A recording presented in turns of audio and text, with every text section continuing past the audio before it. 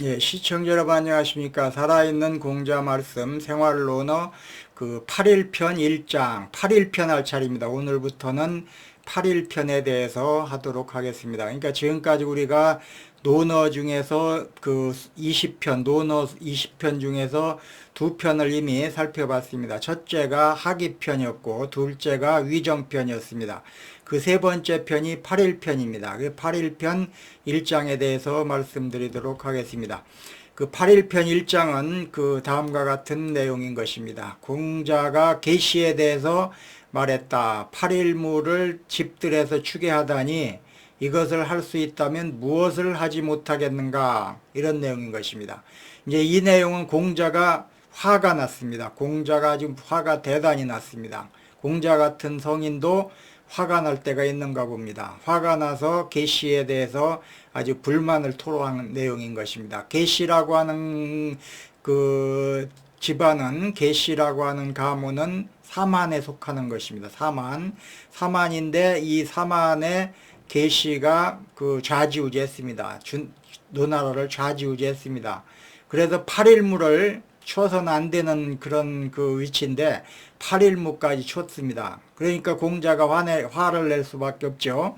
그래서 이것을 8일무를 치다니, 이놈이 8일무를 치다니 무슨 일을 못하겠는가, 이렇게 붕괴를 갖다가 심하게 했다, 이렇게 생각하시면 되겠습니다. 그래서 저는 이 글의 제목을 예법을 어긴 계시, 이렇게 제목을 달아봤습니다. 예법을 어긴 그 계시다라고 하는 그런 제목으로 살펴보도록 하겠습니다. 우선 8일무가 뭔가에 대해서 살펴보도록 하겠습니다. 8일무, 이게 그 춤추는 것입니다.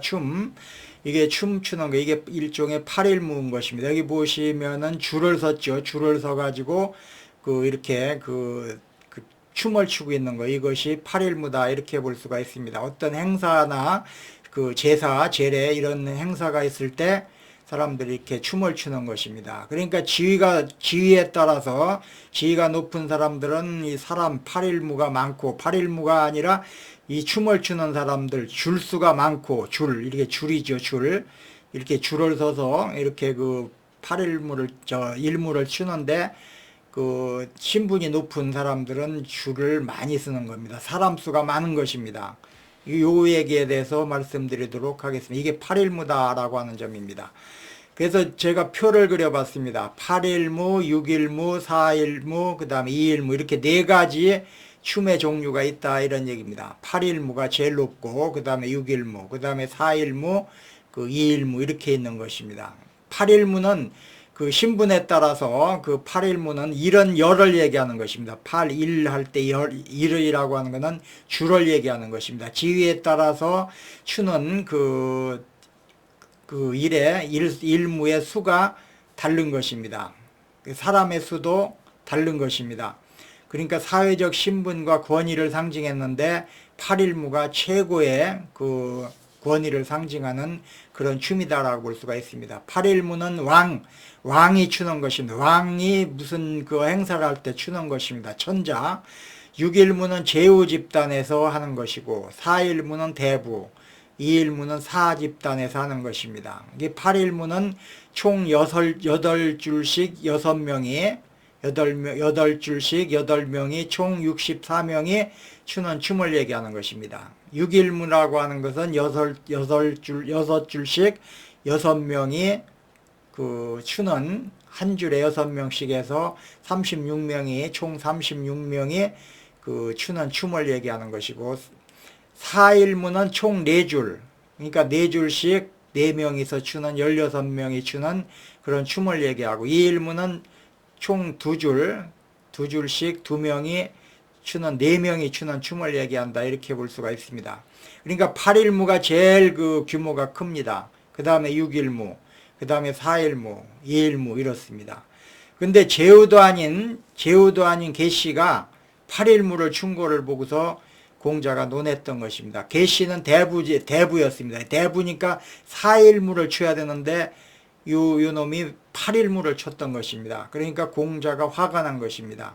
그러니까 8일무는 최고의 그 권위를 상징하는 그런 춤인데, 제후도 아닌 대부 주제에 8일무를 쳤으니 왕이나 이렇게 하는 그런 팔일물을 줬으니 공자가 화날 수밖에 없었다, 이렇게 보시면 되겠습니다. 이게 참 좀 요새 말로 얘기하면 좀 싸가지가 없는 그런 사람이었다라고 볼 수가 있죠. 그래서 이런 얘기에 대해서 말씀드리도록 하겠습니다.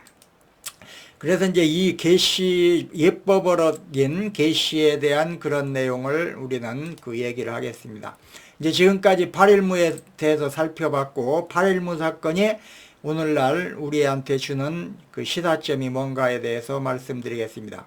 공자가 계시의 팔일무를 비판한 것은 단순한 예법 문제를 넘어서 권력과 질서의 붕괴, 그리고 도덕과 규범의 중요성을 강조하는 의미가 있는 것입니다. 이를 현대적으로 해석하면 다음과 같은 시사점을 얻을 수가 있는 것이죠. 첫째, 권한과 그 책임의 균형입니다. 팔일무는 원래 천자만이 사용할 수 있는 것이었죠. 그런데 계시가 이를 갖다가 사적으로 사용한 것은 권력의 남용을 뜻하는 것입니다. 현대사회에서도 조직이나 국가에서 권한을 가진 사람이 규범을 무시하고 자기 이익을 위해 권력을 행사하면 사회적 혼란이 초래되는 것입니다. 예를 들어서 공직자가 사적 이익을 위해서 권력을 남용하거나 기업 경영진이 윤리를 무시하고 불공정한 행위를 하는 것이 이에 해당된다라고 볼 수가 있습니다. 두 번째는 예와 도덕적 질서의 중요성인 것입니다. 공자는 예를 사회 질서를 유지하는 중요한 원리로 보았습니다. 오늘날에도 법과 도덕이 무너질 때 사회적 갈등이 커지고 신뢰가 무너지게 되는 것입니다. 예를 들어서 법을 지키지 않는 사회 분위기, 상하관계에서 예의가 사라지는 현상, 공정성이 무너지는 문제 등이 여기에 해당된다라고 볼 수가 있습니다. 세 번째는 작은 규범의 붕괴가 큰 문제로 이어질 수가 있습니다. 공자는 이것을 할 수 있다면 무엇을 하지 못하겠는가라고 붕괴했습니다. 다시 말하면 작은 규범이 무너지면 더 큰 도덕적 해이가 일어날 수 있다는 그런 얘기를 한 것입니다. 현대사회에서도 작은 부정이 묵인되면 점점 더 큰 부패로 이어질 수가 있습니다. 예를 들어서 사소한 부정부패를 방관하면 결국 사회 전반의 신뢰가 무너지고 법과 질서가 무너지는 것입니다. 그러니까 계시가 어떤 그 사회적인 혼란을 갖다 일으키는 그런 일을 했던 것입니다. 그렇기 때문에 공자는 크게 분노했다, 이렇게 보시면 되겠습니다.